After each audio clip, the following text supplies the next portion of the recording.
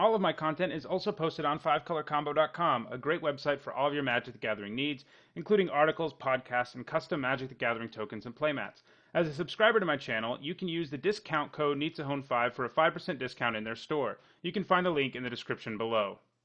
Hello everyone, I am Needsahone, and this is a new series that I'll be doing here on my channel. In these videos, I will discuss the legends that come out in each new set and discuss my impressions about each of the cards and their potential as commanders.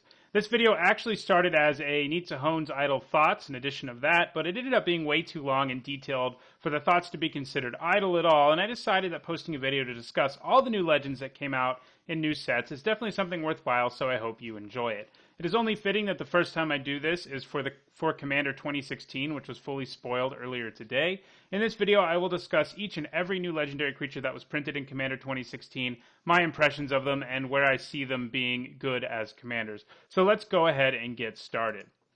The biggest news is that Wizards printed 4-color commanders for the first time. Some playgroups allowed people to play the Nephilim, but now there are some legit legends that people can play. Let's talk about these 4-color legends first. The first one we will look at is Atraxa, Praetor's Voice, who is green, white, blue, and black. For 4 mana, you get a creature that has a force to be reckoned with in its own right, a 4/4 with flying, vigilance, death touch, and lifelink, which is pretty insane in and of itself. On top of that, Atraxa also lets you proliferate every single turn. I can see this legend being the commander in a number of different decks, all of which, of course, try to take advantage of counters of one kind or another. The spiciest version of this is perhaps an Infect deck. Even though players have 40 life in EDH, 10 poison will still kill them, and Atraxa can help you get your opponent to 10 poison much more quickly. You really only have to get them to 1 poison counter and make the game last for a little while, and you'll get there. Atraxa obviously can also excel in a +1/+1 counter-centric deck, or serve as a commander in a Super Friends deck, as adding loyalty counters to your Planeswalkers for free every turn is pretty powerful and a pretty legit thing to be doing with your upkeep step with your proliferate. Next up is Brea, Etherium Shaper, who is white, blue, black, and red. In terms of stats, she isn't quite the force that Atraxa is on her own, but she does come into play with 2 Thopter tokens. On top of this, she can sacrifice artifacts for a modal effect. If you don't know already, I love the flexibility of modal effects in basically all formats, but especially in EDH, since a wide variety of situations can present themselves. In exchange for sacrificing 2 artifacts, you can either gain 5 life, give a creature -4/-4 till end of turn, or just straight up do 3 damage to your opponent. I don't think Brea is quite on par with the sheer power of Atraxa, or with quite the level of flexibility, since you can do a lot of different things with proliferate, but she is pretty good. Obviously, she needs to be in her deck that is artifact-centric, because she has to sacrifice artifacts. So one that has some sacrifice synergies is even better. Running lots of ways to make artifact creature tokens, and then running things like Grave Pact, seems like the kind of messed up thing that one can do with Brea to get a lot of value. Next, we have Conejos and Tyros of Mellitus.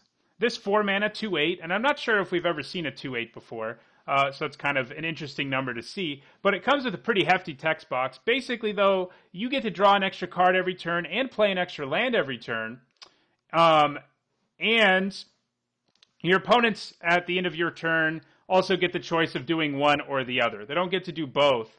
You get to do both every turn, and they get to do one or the other. So Conejos is the kind of commander that all your friends are perfectly happy keeping in play because it grants everyone an advantage of some kind. So as a result, Conejos is the kind of commander who can help keep you alive because everyone is just happy to have the effect, while you sit back and ramp by playing all these extra lands and let all of your opponents kill each other as you build your advantage. When it is down to you and one other opponent, you can use all the cards you've been saving up to try to win the game. Clearly not as powerful, I think, as the other 4-color legends we've just looked at in the set, but it seems like a fun one to play if you're interested in the politics of EDH, because that is a big part of it, especially in multiplayer games. Obviously, one-on-one, you're not really going to be able to play the politics with this card. This is the kind of commander who's most interesting, I think, in a multiplayer setting. Next, our next 4-color legend is Saskia the Unyielding. 4 mana for a 3/4 vigilance and haste, as well as the ability to choose a single player who, whenever you deal combat damage to any player, also has to take that damage. So either you can use this to select one opponent who you really want to kill, and basically your creatures do double damage against them, or you can decide to spread your damage out in a way so you can name one player, and you can basically end up killing 2 players at once if you can do a massive enough amount of damage at once. In a multiplayer setting, killing 2 players at once is a pretty big deal. One thing, though, I don't love about Saskia in multiplayer is that you only get to choose the player when it enters the battlefield, and as a result, it probably doesn't hurt to run a few blink effects in the deck, as you may change your mind as to what player you want to do the damage to, or maybe you already killed the player you chose, so the effect has become useless. Nevertheless, Saskia is definitely a good commander for an aggressive deck that can do a massive amount of damage in one turn.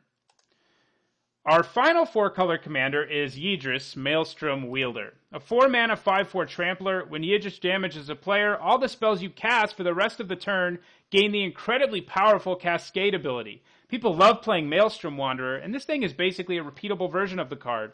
For the deck, what you really want to do is run ways to make sure Yidris gets in for combat damage. He does have trample, but making him unblockable is obviously even better. Cascade is just about ridiculous card advantage, so basically you just can run whatever cards you want in addition to blocking your creatures because you're just going to be playing free spells left and right. You can think out your curve in a little bit more detail if you want to make sure certain spells can only cascade into certain other spells. You can make your deck very complicated if you want to. But in general, while Yidris is a very powerful commander, I don't think he'll be an especially interesting one because basically you just play a deck filled with good cards in a way to make Yidris unblockable. And that doesn't sound very fun to me. I know that's, competitive and you're going to win with that, but I like commanders that I have to really, really build around in a way. And if you go to that extent with Yidris, maybe it could be more interesting, but just on the surface, I don't think Yidris is very interesting, but I do think he is very powerful. Also, an ogre wizard, not something we've seen a lot of in Magic. So, another interesting group of legends we got in this set are the partner legends. This is a new ability that actually allows you to play with 2 commanders, provided both of them come with partner. This is a nice effect, obviously. In a way, it grants you a kind of card advantage since you were given an additional commander in your command zone. Another thing to note is that if you have 2 commanders, you only have a 98-card deck, so you also make your deck, albeit in a very small way, a little bit more consistent. You're going to hit your Soul Ring slightly more often than your opponents will. We are going to look at them all, and for each of them I will discuss what I think are the most interesting ways of partnering them. First up is a Kiri Line Slinger. This core, like most of them, likes artifacts, and he gets a power boost for each one you control, which is actually very relevant on a creature with both First Strike and Vigilance, meaning he can be very effective on offense and on defense. I think the legend with partner that may go the best with this guy is just another red-white one, so you aren't even dipping into other colors, which is actually in some ways kind of a downside because you don't have access to as many spells. But Bruce Tarl, Boorish Herder seems like a very good partner for it. And this is because Bruce Tarl can give your very large Akiri Line Slinger, assuming you build a deck with a bunch of artifacts in it, which is what you'd want to be doing, gain Double Strike and Lifelink. I mean, it already has First Strike, but the Double Strike makes you hit even harder, and the Lifelink makes sure it's going to be very hard for you to kill. And that's very powerful. But I think another option is the other partner legend that also cares about artifacts, and that's probably going to, I think, be the most interesting instead of just sort of trying to kill your opponent. And that is Silas Wren, Seeker Adept. Silas likes for artifacts to be around because he can cast them for free out of the graveyard, so these two seem like they would go well together since they both like for artifacts to be around. Additionally, Silas Wren himself is actually an artifact, so he'll give +1/+0 at a minimum to Akiri Line Slinger. Next, we will look at the guy we just mentioned, Bruce Tarl, because he has some other interesting options for partners. Because he gives things double strike, pairing Bruce with any other partner legend who does things when they do combat damage is pretty sweet. One option is to gain even more life and pair him with Ikra Shadiki, the Usurper. This kind of strategy can not only quickly lead to the death of your opponent, but make sure you have a ton of life to help keep you alive in the long run against the other people at the table. So basically, if you're attacking with Bruce Tarl, or you just even play Bruce Tarl for a turn, give your Ikra Shadiki double strike and lifelink, you're going to gain a very stupid amount of life. You're going to do 6 damage, which will gain you 6 life, and you're also going to gain 14 life because Ikra Shadiki gains you life every time a creature deals combat damage to a player, equal to their toughness. And Ikra Shadiki will be hitting the player twice, so do the math there. That is a 20-point life swing in a single turn, which is pretty incredible. And if you can just do that every turn, which is a real possibility, it's also worth noting Ikra Shadiki has Menace, meaning it's hard to block already. That seems like a pretty fun thing to do and a pretty good partner for Bruce Tarl. Another option is someone else we've mentioned already, which is Silas Wren, who, as we mentioned, when he deals combat damage, allows you to cast artifacts for free from your graveyard. Bruce Tarl also comes with Death Touch, meaning that Double Strike is a very powerful ability for him to gain because anything that blocks it will die before he does, unless it also has First Strike. Bruce Tarl will then also, when it deals combat damage to a player, allow you to play 2 artifacts from your graveyard, which is pretty sweet.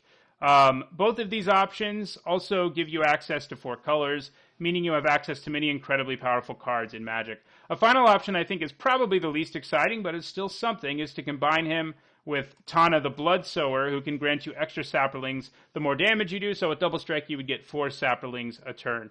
Of all the legends with partner, I do think that Bruce may be the most flexible since he can just make so many different kinds of decks better. It's also worth noting that he is an ally, so if you have any ally EDH deck, he should probably be in it. Don't overlook that creature type, which is a very relevant one that he has. Our next partner legend is Ikra Shidiki, who we just mentioned as an interesting partner to Bruce Tarl. But there is one other interesting possibility, and that is Timna the Weaver, who can use up the life that Ikra Shidiki helps you gain to draw you a huge number of cards. Timna is sort of narrow in that you have to find a way to do damage to multiple different opponents in a turn to draw a bunch of extra cards. But even if you're just drawing 1 extra card a turn and paying 1 life, the 2 pair very well together. They both like gaining you life, and I think that's something to keep in mind. The next partner legend is the kind of legend you want to play if you're playing in a huge multiplayer game. As it gets better, the more people are at the table, and that is Ishai Ojutai Dragon Speaker. It just gets bigger and bigger with every spell your opponents cast, and if you're in a huge multiplayer game, that is going to be a lot of spells. While she isn't the greatest commander all on her own, I do think Ishai would be kind of fun to pair with Kraum, Ludovic's Opus. Both of these legends get better the more your opponents are trying to do, and the more opponents you have, really. Your Ishai gets huge, and Kraum draws you a ton of cards, so they're both nice to work together because they take advantage of, if you know you're going to be playing in a massive multiplayer game, this is the way to do it. It's also nice that they both have flying, as both can conceivably work well in a Voltron strategy that seeks to win with commander damage. Another option is to partner Ishai with, and I think this is the more interesting option, with Rayon, Last of the Abzan, who basically grants the old Mirrodin block archetype, which is only on artifacts, modular to all of your creatures. Rayon and Ishai both use +1/+1 counters, so if Ishai or Rayon ever die, they can move their counters to other creatures. The 2 of them together could be quite potent in a +1/+1 counter-centric deck. Speaking of Kraum, there is another interesting option for a companion with him, and he is the other blue-red partner commander, Ludovic Necro Alchemist. You're also right where you want to be flavor-wise with these 2, since Kraum is Ludovic's greatest creation. These guys go well together for reasons other than flavor, though. Ludovic has an interesting ability. If a player who isn't you loses life at some point during a player's turn, that player, whether you or someone else, gets to draw a card at their end step. This goes well with Kraum because if your opponents are getting extra cards in their hands, they are more frequently going to be casting 2 spells a turn, triggering Kraum's ability. What's more is, Ludovic is the kind of card that incentivizes people to attack players other than you. So I can see this combination being a great political move to avoid other players' aggression while you rip through your deck, ready to defend yourself aggressively if you ever need to. The next partner legend we're going to look at is Kaidel, Chosen of Krufix. Kaidel is capable of producing extra mana for you. On a normal turn, she can tap for just 1 colorless mana, but if you have a deck that is heavy with card draw, she can produce a stupid amount of mana. To get her to produce the most mana, I think the most effective thing to do with her is to play her alongside a partner legend that can draw you extra cards. This brings us back to Ludovic, of course. While he only gives you the extra card at your instep, you can still use the extra mana to use activated abilities or cast instants. Another option is Timna the Weaver, who we've mentioned before, who has the capacity to draw you an insane number of cards in the right deck, and if she does, Kaidel can probably make the mana to cast at least some of them. Another potential option, though I think kind of an unexciting one, is to go with Thrasios, Triton Hero. He can conceivably draw you extra cards while scrying for you, and if you have other ways to draw cards in your deck, Kaidel herself can help pay for or pay entirely for the activated ability. Next up is Raavos Soul Tender. Raavos boasts a fairly flexible ability, granting an Anthem effect to all of your creatures, while also allowing you to return creatures from your graveyard during your upkeep. Despite flexibility, I really only see one option as a partner for Raavos, and that is Rayon, Last of the Abzan. If your deck is loaded with creatures who have +1/+1 counters, trading them to pump up one of your other creatures and then getting it back with Raavos is a pretty nice engine. Next, we have Sidar Kondo of Jamura. he makes it so that small creatures are very hard to block. Because of that, he pairs well with a partner commander like Silas Wren, who himself only has 2 power, but who really wants to get in for combat damage so that he can make use of his very powerful combat damage trigger. Similarly, Timna the Bloodsower works very well with him, since when she does damage, she makes sapling tokens, and these tokens will also be very difficult for opponents to block, so you sort of have a snowball effect, and in fact, one of the more powerful things I think you can do with these 2 as commanders is just make a token-heavy deck. White, red, and green are all very good at making tokens, and Tonic can continue to make you tokens, while Cedar continues to make it very difficult to block them.